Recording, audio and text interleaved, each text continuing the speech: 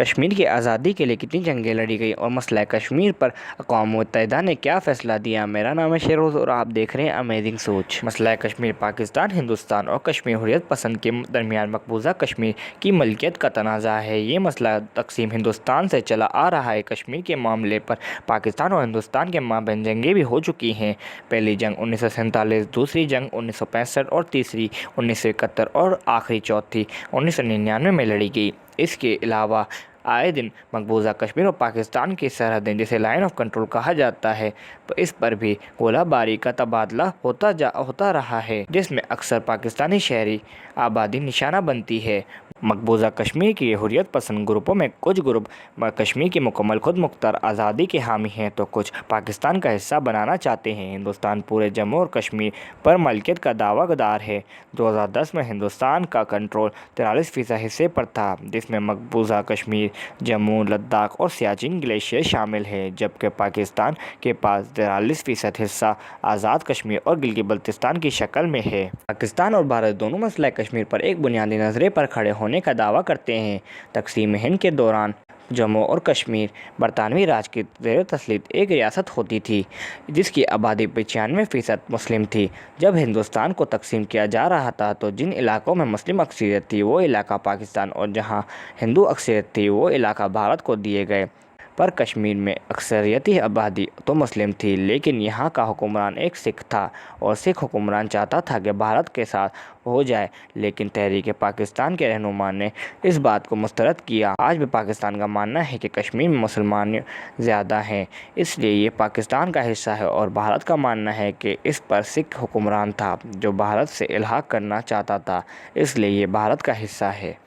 کشمیر پر پہلی جنگ اس وقت شروع ہوئی جب انڈیا اس مسئلے کو اقوام متحدہ میں لے گیا۔ اقوام متحدہ کی 13 اگست 1948 کی قرارداد میں کہا گیا کہ پاکستان پہلے اپنی فوجیں کشمیر سے نکالے گا۔ پاکستان نے یہ مطالبہ منظور کیا، لیکن 14 مارچ 1950 کو سلامتی کونسل نے قرارداد پاس کی کہ اب دونوں ملک بیک وقت فوجوں کو انخلا شروع کریں گے۔ 13 اگست 1948 کی قرارداد میں کہا گیا جب پاکستان اپنی فوجیں اور قبائلیوں کو نکالے گا تو یہاں کا انتظام مقامی سنبھالیں گے اور کمیشن ان کی نگرانی کرے گا۔ اس قرارداد میں یہ نہیں کہا گیا تھا کہ بھارت کو ساری فوجیں رکھنے کی اجازت ہے، بلکہ قرار پایا کہ اس کے بعد بھارت بھی اپنی فوجوں کا بڑا حصہ یہاں سے نکالے گا اور صرف اتنے ہی فوجی رکھنے کی اجازت ہوگی جو امن و امان برقرار رکھنے کے لیے مقامی انتظامیہ کی مدد کے لیے ضروری ہوں۔ جب اقوام متحدہ کے کمیشن نے دونوں ممالک سے قرارداد پر عمل درآمد کے لیے پلان مانگا تو بھارت نے 2 مزید مطالبات کر دیے۔ ایک یہ کہ اس سیز فائر لائن کی خلاف ورزی کرتے ہوئے شمال اور شمال مغرب کے علاقوں پر کنٹرول دیا جائے، اور دوسرا یہ کہ آزاد کشمیر میں پہلے سے قائم اداروں کو نہ صرف مکمل غیر مسلح کر دیا جائے بلکہ ان اداروں کو ہی ختم کر دیا جائے۔ اس بات کا اعتراف جوزف کاربل نے اپنی کتاب ڈینجر ان کشمیر کا صفحہ 154 میں کیا۔ جوزف کاربل اقوام متحدہ کے کمیشن کے چیئرمین تھے اور کمیشن میں ان کی شمولیت بھارتی نمائندے کے طور پر ہوئی تھی۔ جوزف کاربل نے اعتراف کیا کہ بھارتی موقف اقوام متحدہ کے قرارداد تجاوز کر رہا تھا۔ پاکستان نے آزاد کشمیر سے فوج نکالنے پر رضامند ظاہر ہوتے ہوئے کہا کہ قرارداد کے مطابق بھارت جو ضروری فوج کشمیر میں رکھے گا اس کی تعداد اور تعیناتی کا مقام اقوام متحدہ کمیشن کو پیش کیا جائے۔ بھارت نے اس سے بھی انکار کر دیا۔ اس پر کمیشن نے امریکی صدر ٹرمپ اور برطانوی وزیر اعظم کیلنٹ ایٹلی کی تجاویز پر کہا کہ دونوں ممالک اپنا موقف پیش کر دیں، جو ایک آربیٹریٹر کے سامنے رکھا جائے گا اور وہ فیصلہ کر دے۔ اقوام متحدہ کے دستاویزات کے مطابق پاکستان نے یہ تجاویز بھی قبول کر لی، لیکن بھارت نے اس سے بھی رد کر دیا۔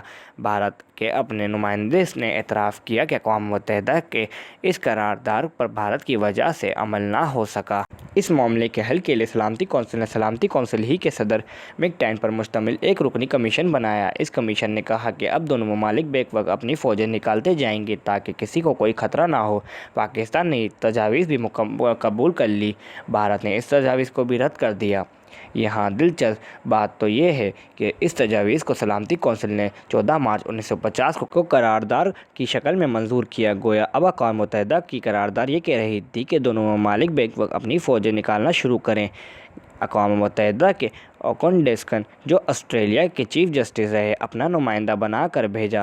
انہوں نے فوج کی انخلا کی بہت سی تجاویز دیں، پاکستان نے سب مان لی، بھارتی وزیر اعظم نے ایک بھی نہ مانی۔ 1951 میں بھارت نے کہا ہمیں خطرہ ہے اس لیے ہم فوج نہیں نکالیں گے۔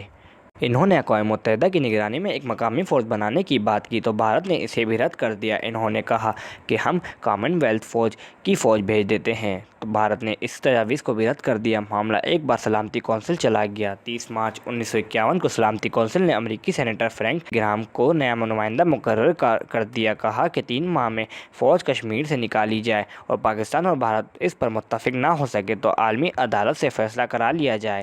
فرینک صاحب نے 6 تجاویزیں دیں، بھارت نے تمام تجاویزیں رد کر دی۔ خانہ پوری کے بعد بھارت نے کہا وہ مقبوضہ کشمیر میں 21,000 فوج رکھے گا۔ جب پاکستان آزاد کشمیر سے اپنی فوج نکالے گا وہاں صرف 4,000 مقامی اہلکار ہوں، اس میں سے بھی 2,000 عام لوگ ہوں، ان کا آزاد کشمیر حکومت سے کوئی تعلق نہ ہو، ان میں سے بھی آدھے غیر مسلح ہوں۔ گرام نے اس میں کچھ رد و بدل کیا۔ پاکستان نے کہا یہ تو غلط لیکن ہم اس پر بھی راضی ہیں۔ بعد میں بھارت اس پر بھی مکر گیا۔ سلامتی کونسل کے صدر نے ایک بار پھر تجویز دی کہ آپریشن کروا لیتے ہیں تاکہ معلوم ہو کہ انخلا کے معاملے میں کون سا ملک تعاون کر رہا ہے۔ پاکستان اس پر بھی راضی ہو گیا لیکن بھارت نے یہ تجویز بھی رد کر دی۔ اب تک کے لیے صرف اتنا ہی۔ امید ہے آپ کو ہماری یہ ویڈیو پسند آئی ہوگی۔ اگر آپ کو ہماری یہ ویڈیو پسند آئے تو کمنٹ سیکشن میں اپنی رائے کا اظہار ضرور دیں اور ہمارے چینل کو سبسکرائب کریں۔